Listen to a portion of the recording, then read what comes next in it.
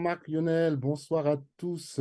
Ça va? On est heureux de se retrouver aujourd'hui pour le deuxième donc, de cette série de trois. Alors, ce soir, oui, justement, ce soir, on va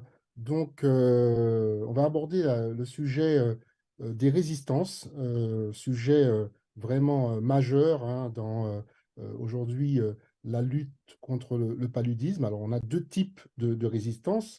La résistance des moustiques aux insecticides, mais on a également une autre résistance qui est celle des médicaments, en fait, du parasite aux médicaments. Donc, on va aborder ces deux sujets avec nos panélistes.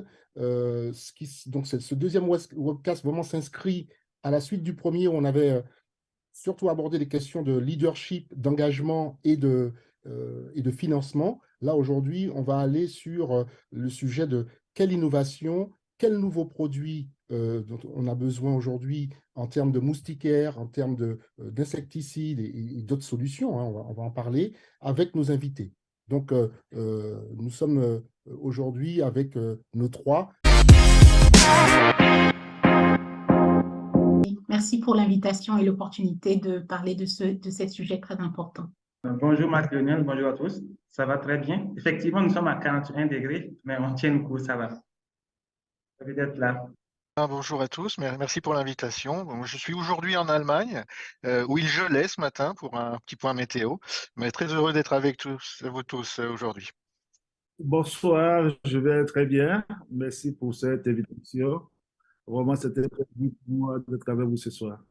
Normalement, je suis en Côte d'Ivoire, mais actuellement, je suis à Boaké, à près de 400 km d'Abidjan, au centre de la Côte d'Ivoire. Très bien, donc zéro palu, c'est vraiment le cap qu'on s'est donné, qu'on s'est fixé. C'est pas nous, hein, c'est la communauté internationale qui s'est fixé 2030 pour éliminer le palu. Aujourd'hui, on sait, on est tous, hein, depuis hier d'ailleurs, qui était la journée mondiale, je pense qu'on a tous entendu les chiffres, on a entendu les enjeux, on sait, on le disait déjà sur le premier webcast, il y a la lutte contre le paludisme a été et est toujours une des plus belles réussites en matière de santé publique. Mais voilà, après tous les progrès qui ont été une fois de plus acquis au cours des dernières années, on est maintenant confronté à plusieurs enjeux. Il y a le manque de financement dont on a parlé, enfin des besoins de financement dont on a parlé.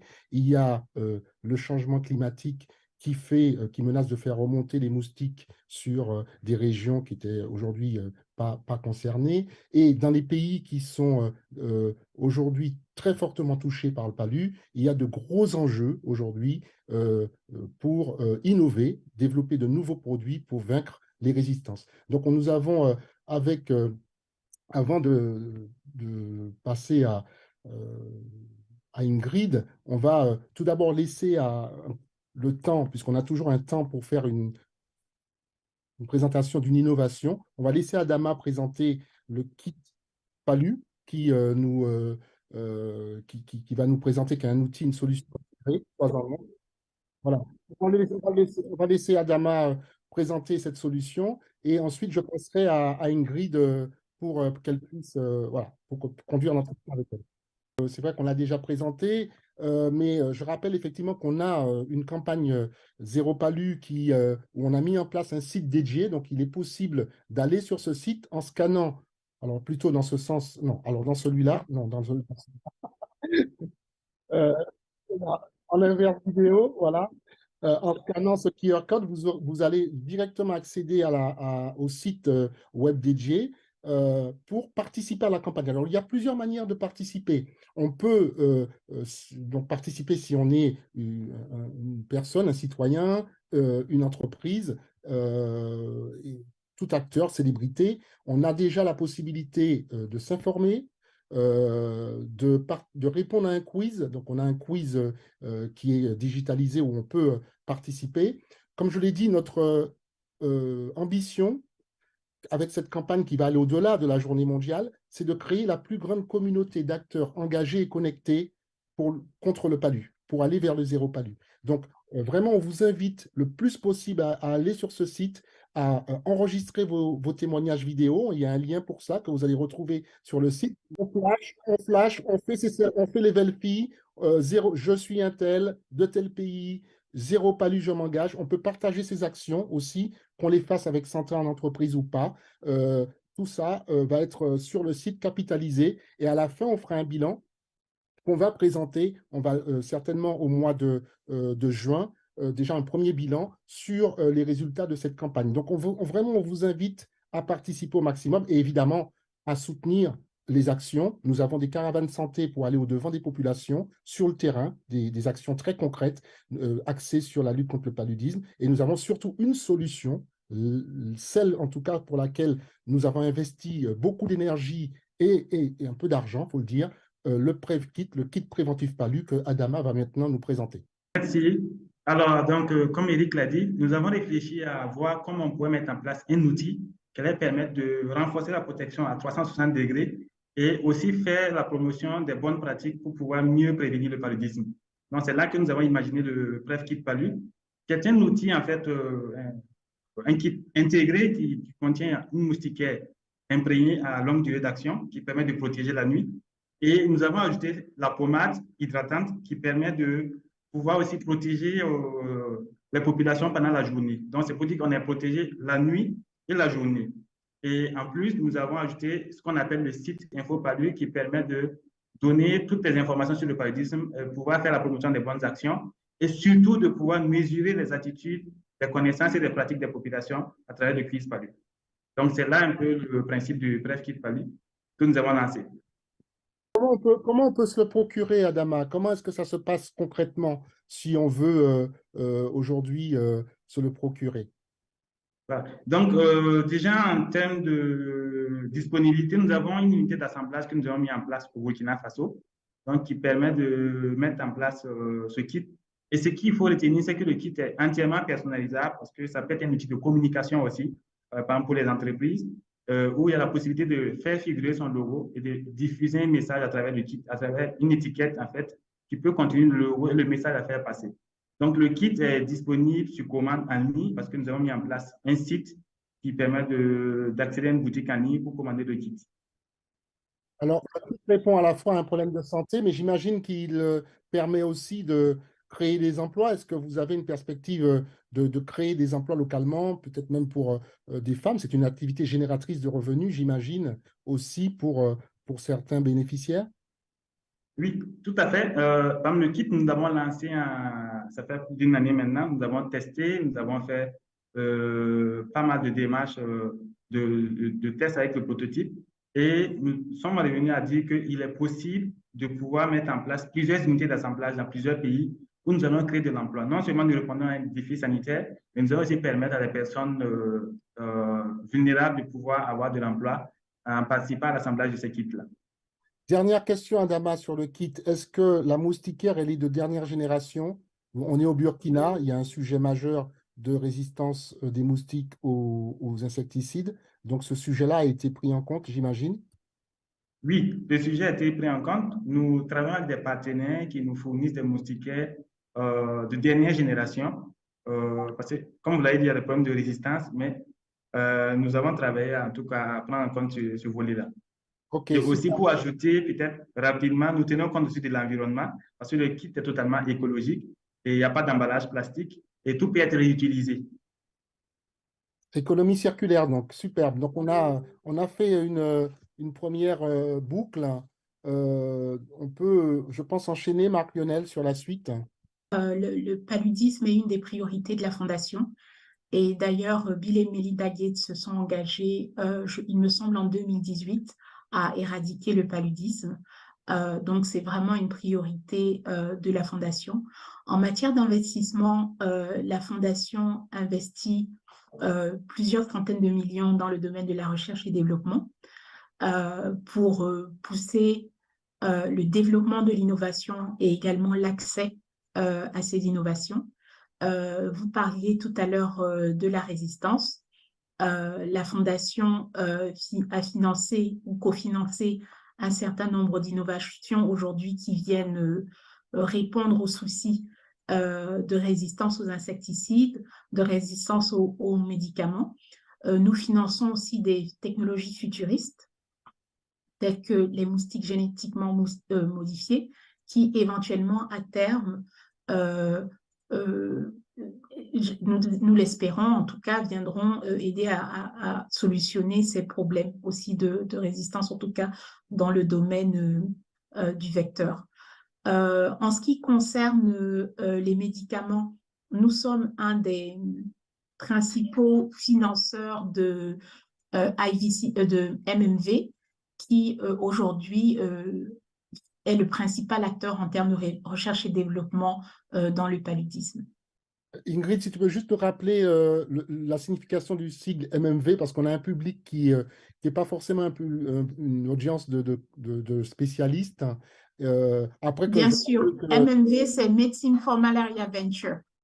Voilà, donc il faut rappeler effectivement que la Fondation Bill Gates est un des acteurs majeurs de la lutte contre le paludisme, sur la santé, mais sur le paludisme, on avait le Fonds mondial avec nous lundi. Et donc Ingrid, justement sur ce sujet des résistances, est-ce que tu peux nous faire en quelques mots, nous dire le panorama et surtout les enjeux aujourd'hui de ces résistances en Afrique, puisqu'on va surtout parler d'Afrique, mais j'imagine qu'il y a d'autres sujets dans d'autres régions du monde, mais si tu peux juste nous dire sur le continent africain, là où Bien sont sûr. les pays. Bien sûr. En ce qui concerne le parasite, la résistance, enfin aux médicaments, je pense que le terme résistance aujourd'hui, d'après l'OMS, on ne parle pas encore de résistance aux médicaments, on voit une réduction de l'efficacité de certaines des molécules. Elles sont toujours efficaces, mais il faut augmenter les doses.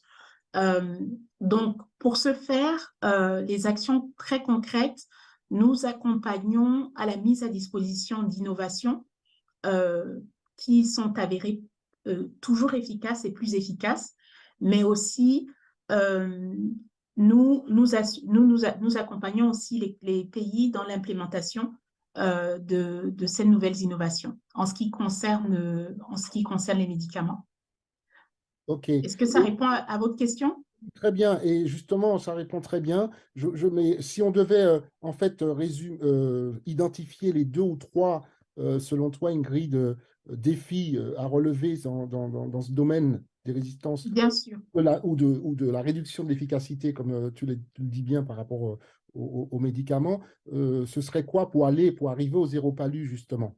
Bien sûr. Alors, ce qu'il faut, premièrement, il faut une volonté des autorités locales de prioriser ce problème parce que le management de la résistance, et on l'a vu à l'époque avec la chloroquine, ça commence d'abord par la volonté politique, changer les politiques de santé, prendre des mesures drastiques, éventuellement en interdisant certains médicaments et faire la place aux innovations, accompagner les professionnels de santé à maîtriser l'usage de ces nouveaux médicaments également. Donc, je dirais la volonté politique. Ensuite, locale. Ensuite, les acteurs internationaux sont très importants.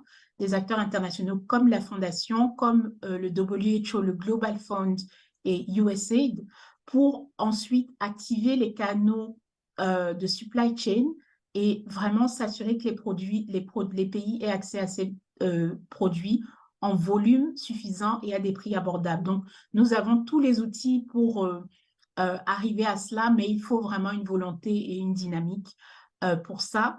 Et le dernier point, je dirais, ce sera l'adhésion des populations. Il faut travailler avec les communautés pour que le problème du bon usage des antimalariques soit compris pour préserver ces médicaments dans la longue durée.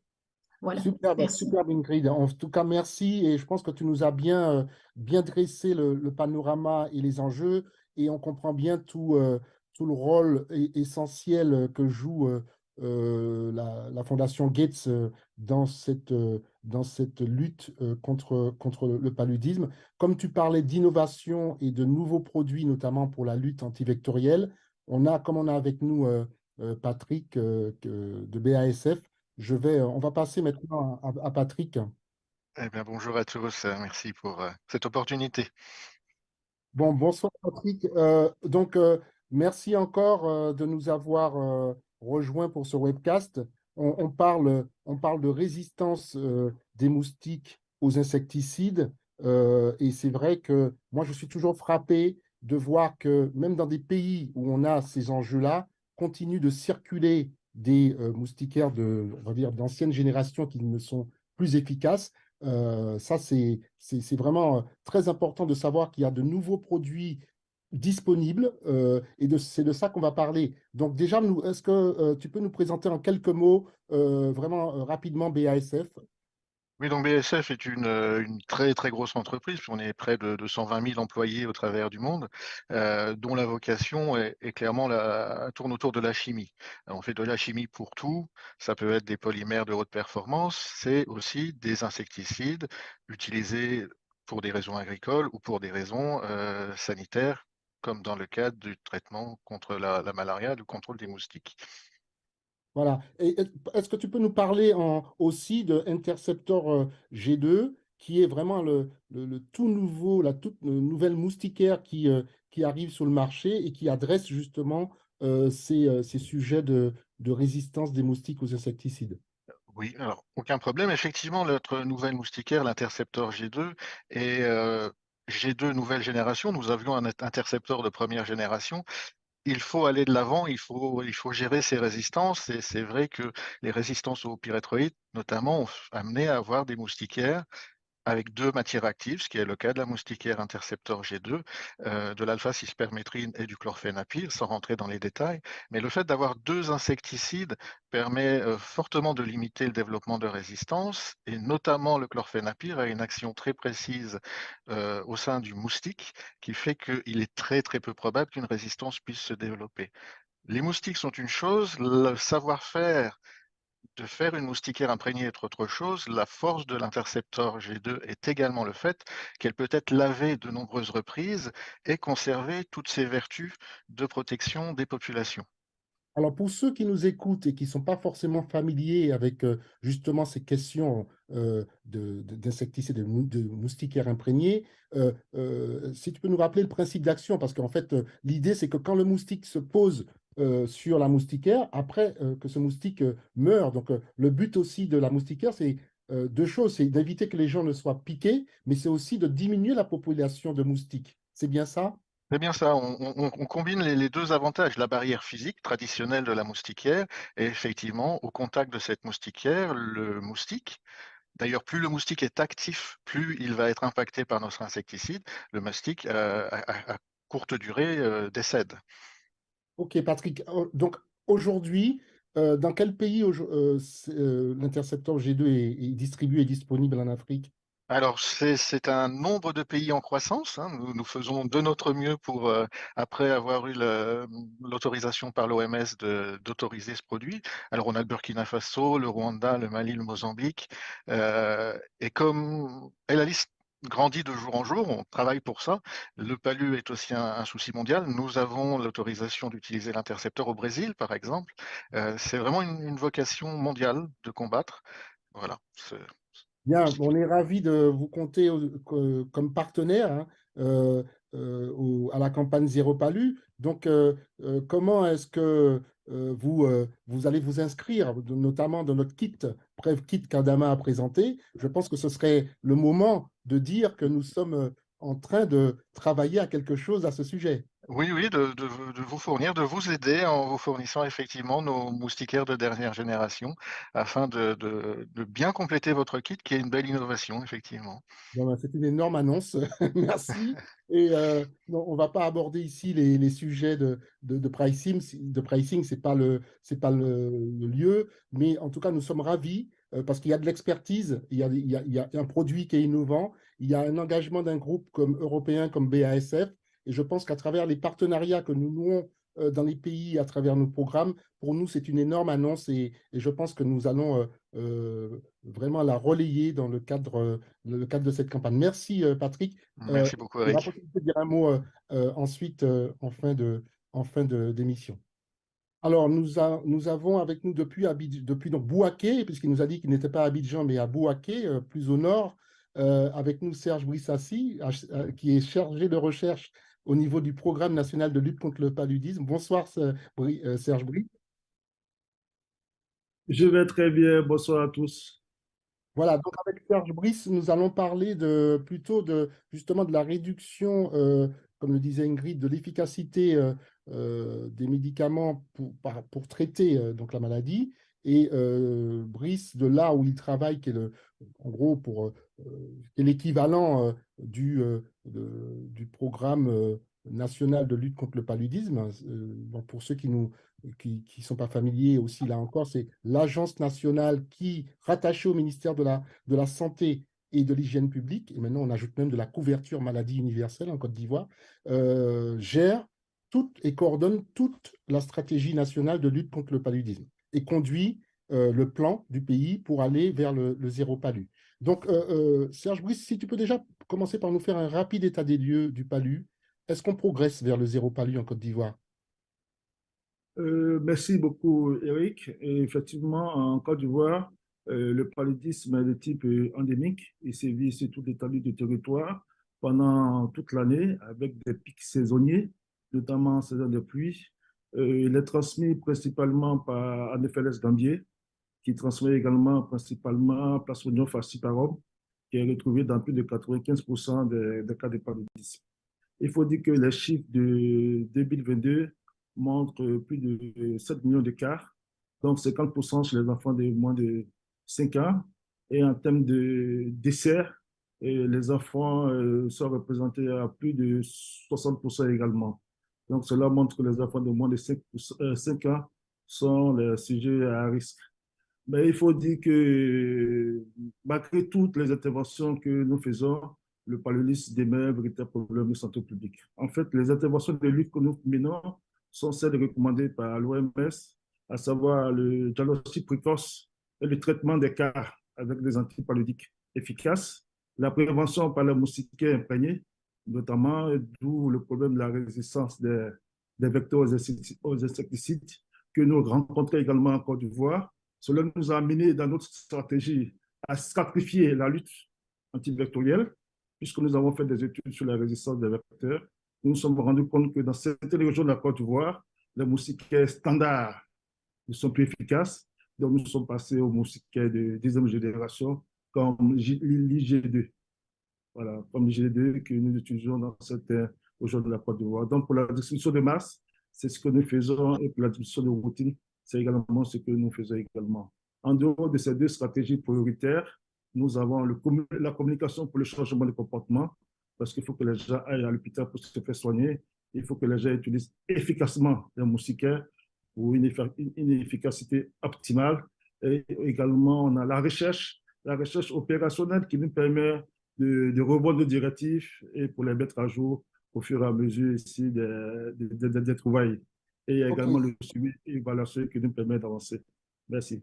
Serge Brice, sur les tendances, on est plutôt comment depuis disons, les 5 dernières années, vous gagnez du terrain ou depuis le Covid, justement, comme dans d'autres pays, on a vu repartir à la hausse le nombre de cas et de décès liés au palu?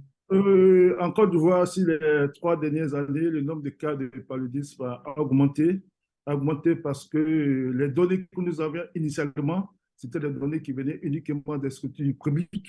Maintenant, nous récoltons les données dans les structures privées non lucratives, dans les structures privées lucratives, et également au niveau de la communauté, notamment à partir de la prise en charge à domicile des cas. Donc, du coup, depuis 2020, on assiste à une augmentation du nombre de cas de paludisme. Par contre, en termes de décès, on a une réduction significative du nombre de décès depuis 2020. D'accord, donc vous gagnez du terrain en fait, il y a de moins en moins de gens qui meurent du palu, mais le nombre de cas lui, ne diminue pas, au contraire, il augmente. Alors, quels sont les deux ou trois principaux défis au niveau de la Côte d'Ivoire que vous voyez pour atteindre justement l'objectif du zéro palu? Parce qu'on n'a plus beaucoup de temps. 2030, c'est demain. Est-ce qu'on est en bonne voie? Oui, je pense qu'on a en bonne voie puisque maintenant nous sommes en train de stratifier la lutte en fonction des facettes épidémiologiques. Mais l'un des principaux défis, pour moi, reste la mise à l'échelle de toutes les interventions. Il faut que chaque habitant de la Côte d'Ivoire, où qu'il soit, puisse avoir accès au diagnostic pour un traitement efficace, puisse avoir accès à toutes les mesures de lutte antivectorielle qui sont disponibles et qui sont efficaces. Et le dernier défi, c'est le maintien des financements que nous avons. Depuis plusieurs années, nous sommes appuyés par le Fonds mondial, nous sommes appuyés également par l'initiative américaine de lutte contre le paludisme PMI, par l'OMS et par l'UNICEF. Il faut que ces partenaires de la lutte que je remercie ce soir puissent continuer de nous appuyer et que nous puissions avoir les intrants, notamment les tests de diagnostic, les médicaments, les moustiquaires et autres, pour pouvoir les donner à la population, pour pouvoir réduire le nombre de cas et réduire le nombre de décès pour que le paludisme ne soit plus un problème de santé publique, pour que nous puissions aller aisément à l'élimination d'ici 2030. Serge Brice, je pense que c'est important ce message. Je pense qu'il ne faut pas oublier aussi la contribution que peuvent avoir les acteurs économiques, les entreprises, pour justement aller sur des financements innovants, trouver des sources et de nouvelles ressources aussi pour compléter. Et comme on le dit hein, tout le temps, il faut aussi que ça devienne une priorité dans les budgets nationaux. C'est-à-dire que les gouvernements en Afrique doivent aussi consacrer. Je sais que c'est le cas de la Côte d'Ivoire qui investit dans la santé, mais je pense qu'il faut qu'on y ait aussi un appel aux autorités publiques pour qu'elles mettent aussi des budgets dans la lutte contre le paludisme. Je pense qu'on va être d'accord là-dessus. Oui, oui, je suis entièrement d'accord avec vous en matière de budget pour le programme national de lutte contre le paludisme. Je peux vous dire que le budget a vraiment augmenté et il a été augmenté très, très nettement pour permettre au programme Palud de faire des actions de lutte. Actuellement, nous faisons la lutte intégrée avec des drones qui nous permettent de faire la lutte anti-laveur et tout ça est supporté par l'État de Côte d'Ivoire. Donc, je Oui, pense que l'État de Côte d'Ivoire devrait être conscient de tout cela et mettre les moyens qu'il faut. Mais dans tous les cas, on a toujours besoin des oui. partenaires. Non, mais je pense que la Côte d'Ivoire, très honnêtement et de manière complètement objective, parce que je ne suis pas ivoirien, est un des pays, effectivement, qui investit dans la santé plus largement, avec des initiatives très intéressantes. Un écosystème aussi, aujourd'hui, de start-up et d'entreprises innovantes qui développent des choses très intéressantes. Et on est en train de s'intéresser à ça avec My Global Village, puisque nous avons des programmes d'innovation. En tout cas, merci. Serge Brice, et merci aussi pour le leadership qu'a la Côte d'Ivoire dans ce domaine, dans la sous-région. Donc, on va passer à la suite. Je pense qu'on a terminé le cycle des interviews. Merci, parce qu'on va vous laisser la parole encore pour un mot de conclusion. Inviter les entreprises, les fondations à commander le bref kit Palud, parce que le kit permet de protéger au moins 2 à 3 personnes pendant plus de 3 ans. Et ce qui est encore intéressant, c'est qu'ils peuvent participer à la caravane en envoyant en fait la vidéo témoignage. Donc, c'est Zéro Palud, je m'engage. Je suis simplement très content de pouvoir partager et l'innovation et cette même mission et ce même souhait de contrôler le paludisme avec vous dans les pays et les entreprises pour arriver à vaincre cette maladie. Oui, vraiment très, très content d'être avec vous. Et merci beaucoup pour ce webcast qui permet de montrer un peu à tout le monde le problème du paludisme. Je pense que si nous voulons aller vers l'élimination, le problème du paludisme doit être un problème de tout le monde, y compris les personnes chargées du ministère de la Santé, mais également des partenaires et de toutes les entreprises. Donc, je pense que ce genre de webcast est très important pour que nous puissions vraiment tous être mobilisés et aller vers l'élimination d'ici 2030. Merci beaucoup pour cette initiative. Merci, oui. Le message, c'est tout simplement que zéro palud, c'est possible. Et je voudrais lancer un appel à tous les différents intervenants, entreprises, ministère de la Santé, secteur privé, à vraiment pousser les innovations, continuer à investir dans les innovations et déployer les innovations dans cette lutte contre le paludisme. Voilà, l'innovation, l'utilisation et à grande échelle des innovations sera clé. Donc, continuons le combat avec les innovations pour atteindre zéro palud. Merci. Déjà, commencerai par remercier encore nos intervenants qui nous ont délivré aujourd'hui des messages très clairs, je pense, pour éclairer tous ces enjeux, apporter de l'information, décrypter un petit peu tous les défis qu'il y a à relever, lancer des appels à l'action. Je pense que tout le monde a bien compris qu'on avait besoin, comme l'a dit Ingrid, que le zéro palu est possible, qu'on a besoin d'investissement, qu'on a besoin d'innovation, qu'on a besoin de partenariat et qu'on a besoin d'engagement. Et je pense que si on a l'engagement de tous, depuis les communautés, en passant par les différents acteurs, en fondations, entreprises, même, j'ai envie de dire, les personnalités, les VIP. Il faut qu'on aille chercher les artistes, il faut qu'on aille chercher les gens dont les voix portent pour faire comprendre que le paludisme, c'est quelque chose qu'on a réussi à éliminer en France, en Europe, aux États-Unis, et que c'est tout à fait possible de le faire en Afrique. Et que ce n'est pas une chimère, c'est un objectif qui est à notre portée, mais il faut vraiment qu'on passe à l'action et qu'on commence vraiment à délivrer des résultats. Donc, ce que j'ai envie de dire, c'est que pour nous, la journée mondiale de lutte contre le paludisme, c'est juste une journée. Ce sera maintenant une campagne que nous allons mener, je l'ai dit, jusqu'au mois de juin. Nous allons faire un bilan, mais nous allons certainement lancer avec My Global Village un programme zéro palu long terme, programme d'innovation, où on va emmener vraiment l'engagement du secteur privé sur une plateforme d'engagement et d'innovation avec d'autres, hein, pour vraiment voir comment est-ce qu'on contribue à aller vers et accélérer justement cet objectif-là. Voilà ce que je voulais dire. Donc, on n'est pas fatigué, au contraire, on est super motivé pour continuer et on va apporter notre pierre. Voilà ce que je voulais dire avec mes équipes, parce que je ne suis pas seul, Marc Lionel. Dis-toi bien que pour avoir cette énergie et aussi cette envie de continuer, c'est parce que je suis très, très bien entouré. Justement, là, lors de ce troisième webcast, le sujet des partenariats publics-privés avec des acteurs et des retours d'expérience d'acteurs engagés. Donc, on aura Amina Abourhalil, qui est l'administratrice générale de la Fondation Orange Guinée, qui va faire on va dire un duo de présentation avec le directeur du programme de lutte contre le paludisme.